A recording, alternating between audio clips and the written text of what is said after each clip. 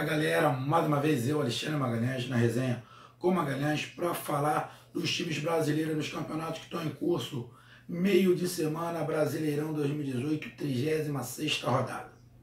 Terminando essa, falta apenas duas.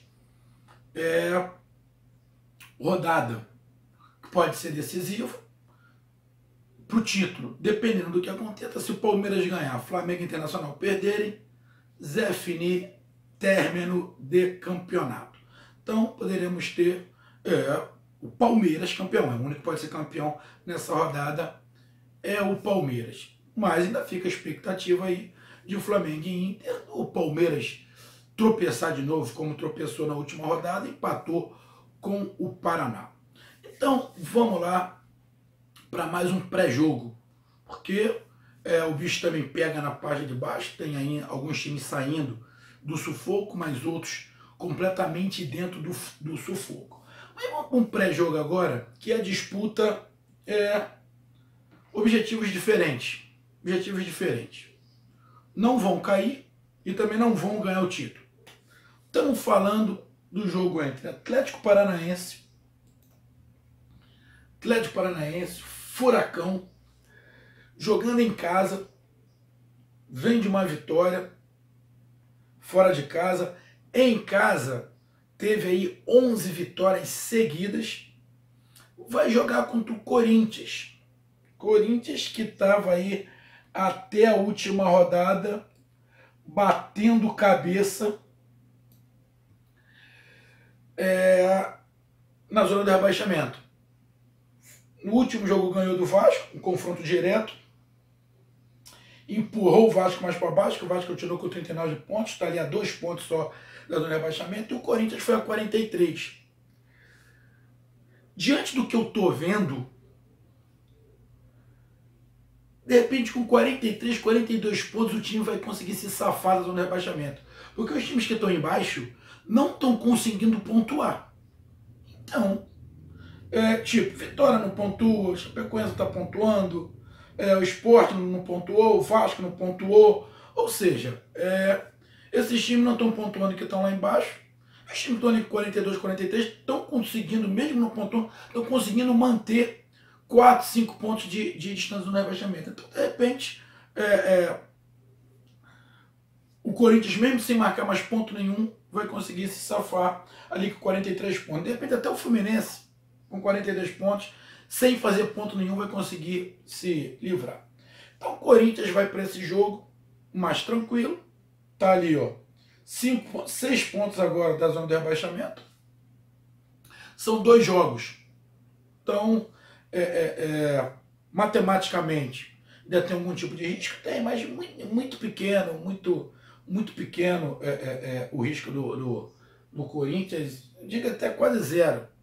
Então o Corinthians vai para esse jogo tranquilo. Já aquele período do rebaixamento, a meu ver, acabou. O Corinthians vai para esse jogo para tentar entrar na Sul-Americana. Ele está na Sul-Americana, está ali em 12º colocado, mas de repente, dependendo do resultado, ele pode não entrar nem na Sul-Americana. Por quê? Tem o Ceará atrás dele. O Ceará joga com o Paraná. Se o Ceará ganhar, vai a 42 pontos. Não passa o Corinthians, mas cola com o Corinthians. Nessa briga pela Sul-Americana. Então, o Corinthians vai para esse jogo com a visão do Sul-Americana. Não dá para pensar, não tem mais chances matemáticas de Libertadores. Não tem. Só Sul-Americana. Então, o Corinthians vai tentar, nessas 3 rodadas, se manter na Sul-Americana. E o Atlético Paranaense, ao contrário, né? O Furacão é o primeiro time fora do G6. Tá a 3 pontos do Atlético Mineiro. O Atlético Mineiro tem um jogo muito complicado contra o Internacional em casa. O Internacional vai jogar em casa, vislumbrando ainda o título do Campeonato Brasileiro e também o Internacional jogando em casa para não deixar Grêmio e São Paulo encostarem no Inter na 3ª posição, porque tem aquela briga ali, quem vai ser os 4 primeiros para entrar direto na Libertadores. Então, vai jogar contra o Inter, um jogo muito difícil para o Galo, onde a derrota do Galo não é nada de outro mundo. Com isso, o Atlético Paranaense ganhando e o Galo perdendo, o Furacão vai a 53 pontos, iguala o número de vitórias do Galo e passa o Atlético Mineiro no saldo de gols. Com isso, com a derrota do Galo e a vitória do Furacão, o Furacão entra na 6ª posição. O Furacão não consegue chegar a 5º lugar porque não tem ponto para isso. A pontuação não vai permitir. Mas na pré-Libertadores o Furacão consegue. E aí, o Furacão vai ter mais aí 2 rodadas para tentar permanecer entre os 6, independente do jogo da Sul-Americana. Independente. Se na Sul-Americana o Furacão for campeão, não, ele entra na fase de grupo direto, aí vira G7, aí pode abrir chance para o Atlético Mineiro que está atrás dele para entrar na pré-Libertadores. Então, esses 2 times se enfrentam praticamente com os times completos. O Corinthians pode ter ali, pela primeira vez, o Jair vai conseguir botar o mesmo time que ganhou do Vasco. E o Atlético Paranaense pode ter, de repente, uma mudança ali quer dizer, o Atlético Paranaense não. O Corinthians pode ter uma mudança ali, em vez do Avelar, se eu não estiver enganado, deixa eu dar uma olhada aqui. Exatamente, o garoto Carlos Augusto, que está jogando com a seleção sub-20, ele faz um jogo em Goiás para a seleção sub-20, mas dá tempo dele voltar e de repente ele volta e entra como titular no lugar do Avelar. O Corinthians deve ir com Cássio Fagner, Léo Santos Henrique, Danilo Avelar ou Carlos Augusto, Ralf Thiaguinho, Matheus Vital, Jadson e Pedrinho e Danilo na frente. O Atlético Paranaense Santos, Jonathan, Wanderson, Léo Pereira e Márcio Azevedo, Lúcio Gonzalez, Wellington ou o Matheus Rosseto e o Rafael Veiga, Marcelo Serino, Pablo e o Rony pelo lado. Um jogo ali, aonde é favorito o Atlético Paranaense. Primeiro que vem jogando mais. Segundo que tem um mando de campo, que com este time do Atlético Paranaense, o mando de campo está fazendo diferença sim.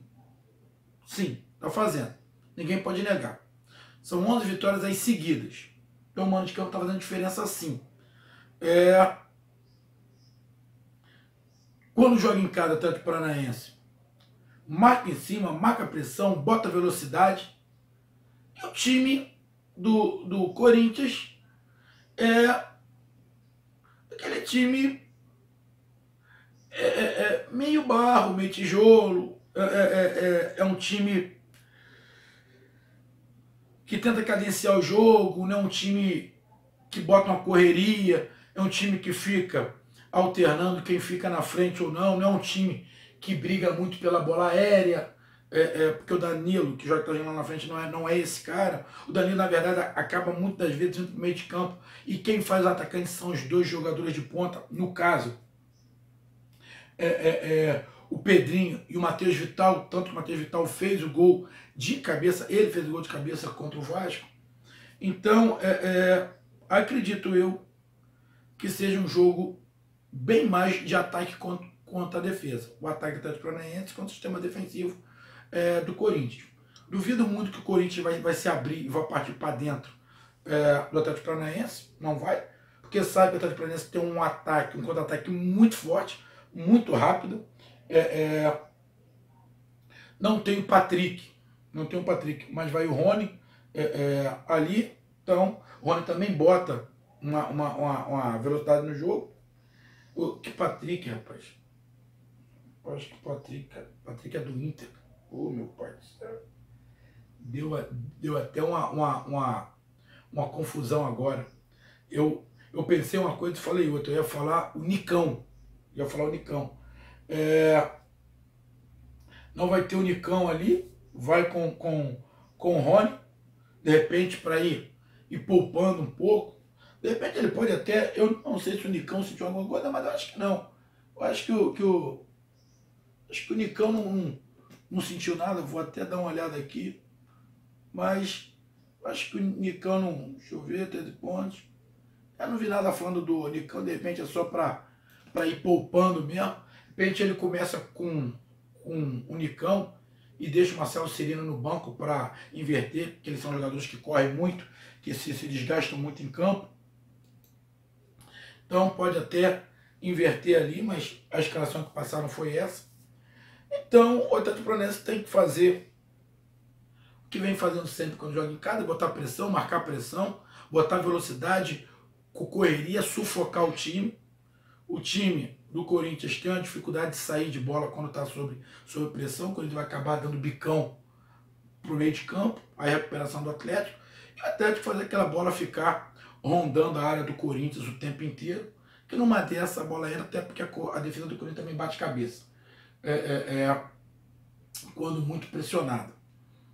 O Corinthians tem que tentar controlar esse sofrimento, controlar esse sistema defensivo ali, tentar não dar contra-ataque, porque encurtando o campo diminui a velocidade do Atlético,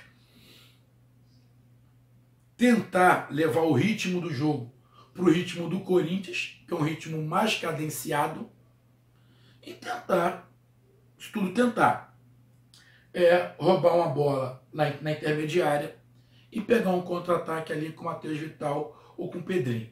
Mas eu acredito, sinceramente, que o jogo passe basicamente, pelo que eu estou vendo os dois times jogar, ataque contra defesa a maior parte do tempo.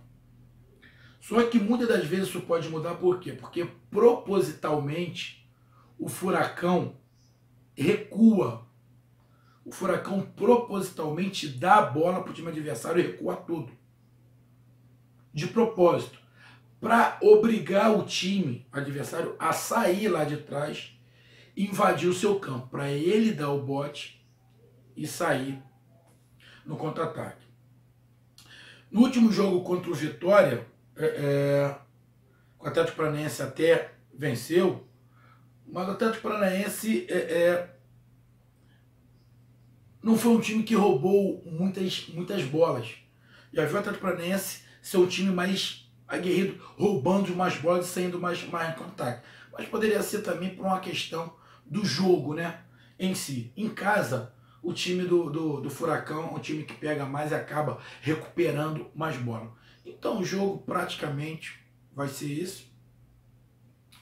O Furacão tem 2 jogos em casa na sequência e fecha sua participação no Campeonato Brasileiro fora de casa contra o Flamengo.